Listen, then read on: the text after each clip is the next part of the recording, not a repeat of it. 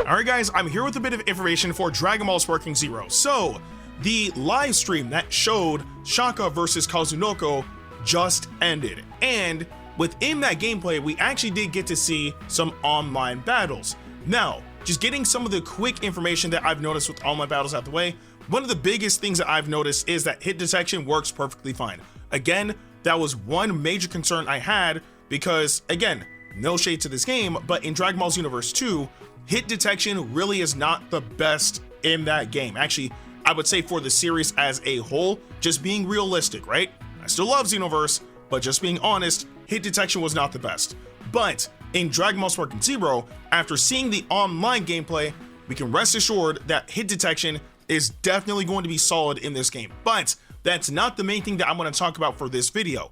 The main thing I want to talk about is that we did get the confirmation of a new character. Again, it's to be expected that this character was going to be in this game, and this character was not playable in the demo that I had access to at Summer Game Fest. But I did play as the character that could transform into this character. That transformation just wasn't available, and that character is none other than Great Saiyaman. Now, for starters, the pose to transform, if you will, into Great Saiyaman, kinda clean, alright? Kinda clean, I'm not even gonna lie. But apart from him transforming, we did get to see one move from Great Saiyaman, and that was his Ultimate Blast. However, before I even get to the Ultimate Blast, I do at least want to break down what Great Saiyaman's moves are. So, of course, Great Saiyaman has access to 5 moves. His Blast 1 moves are called Justice Finishing Pose and Justice Pose. Now, these moves are actually the exact same as they were in Tenkaichi 3. If I recall correctly, Justice Finishing Pose is a move that gets you up to the sparking state in the game. So think of it akin to full power charge, where you pop the move and you end up with maximum ki. And then for Justice Pose, if I recall correctly, that was an attack boost. So again, the exact same as it was in Tenkaichi 3, but I believe in Tenkaichi 3, Justice Pose was called Justice Pose 1. So again, the exact same, they just changed up the name pretty much. And then you have the Blast 2 moves, and the Blast 2 moves are called Justice Bomber and Justice Rush. Now, I believe that these moves are more than likely going to be the exact same based on the names of the moves, with, I will say, a slight exception for both. So with Justice Rush, I believe that's Justice Slash, which was a rush-in move in Tenkaichi 3, but I'm pretty sure Justice Slash was actually a mistranslation, like, because with how the move is named in Sparking Zero, I understand how it could have been a mistranslation, but in Sparking Zero, it's very clearly Justice Rush. So again, I think that is Justice Slash, but I think Justice Slash was a mistranslation in Tenkaichi 3. That's just my personal assessment. I could be wrong about that. But it was a really, really quick rush-in move. And then Justice Bomber, I think, is their way of renaming the move that he had in Tenkaichi 3, which was Super Explosive Wave. Which, I mean, again, it would still be Super Explosive Wave, but it's just known as Justice Bomber, which is a lot more fitting for the likes of Great Saiyaman. And then the one move that we actually did get to see in action was his Ultimate Blast, and that move is Justice Judgment. And the name of the move, and I'll say the concept of the move, is the same as it was in Tenkaichi 3. But if I'm not mistaken, in Dragon Ball Sparking Zero, the move is a lot flashier than it was in Tenkaichi 3 for sure. But apart from that though, the concept is still the same. You do still get assistance from Videl, and you know, then you utilize the ultimate move. But there is one thing I noticed between Tenkaichi 3 and Sparking Zero, and it's the fact that when you use Justice Judgment in Tenkaichi 3, Saiyaman 2 assists you. Well, I mean, it's still Videl, but you guys get my point, right? It's Saiyaman 2 that assists you.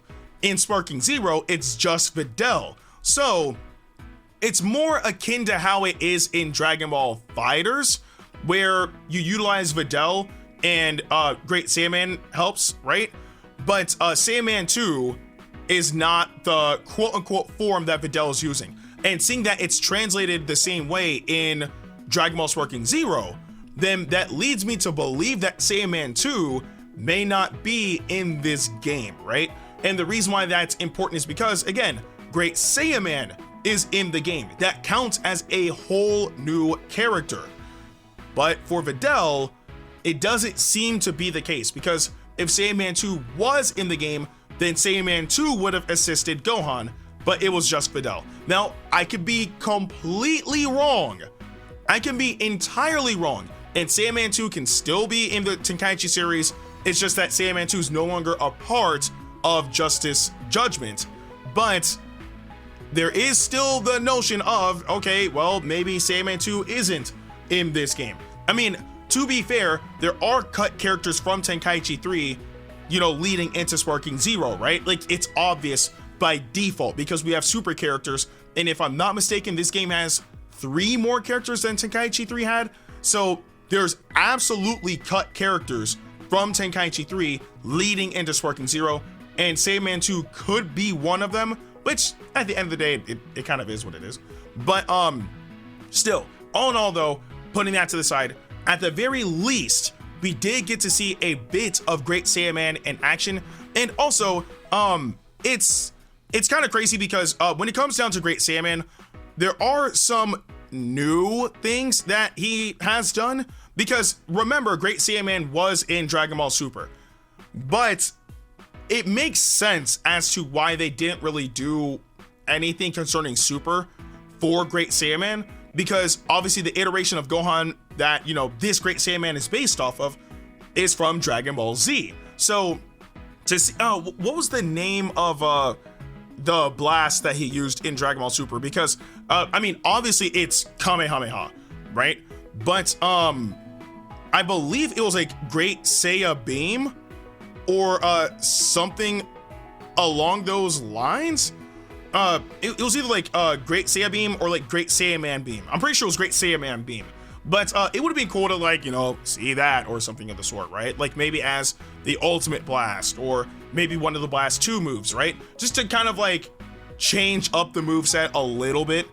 But again, it makes sense as to why that's not in the game. Again, because this isn't Gohan from Dragon Ball Super, this is Gohan from Dragon Ball Z. So it makes sense, like entire sense, that that's not in. But still, would have been nice to see some sort of revamp. But all in all though, for the most part, Great Saiyaman seems to be the exact same as he was in Tenkaichi 3, which is not bad at all, because that means that if you like using Great Saiyaman and you utilize the character in Sparking Zero, he's gonna feel very familiar as to how he played in Tenkaichi 3, which is not bad whatsoever. But that's pretty much all the new stuff that we saw in this gameplay. I mean, we did get a lot of gameplay, sure, but the newest thing we saw was the confirmation of a new character, and that was Great Saiyaman, and the only move that we got to see in action was his ultimate blast, Justice Judgment. But apart from that, the rest of his moves seem to be the exact same as they were in Tenkaichi 3,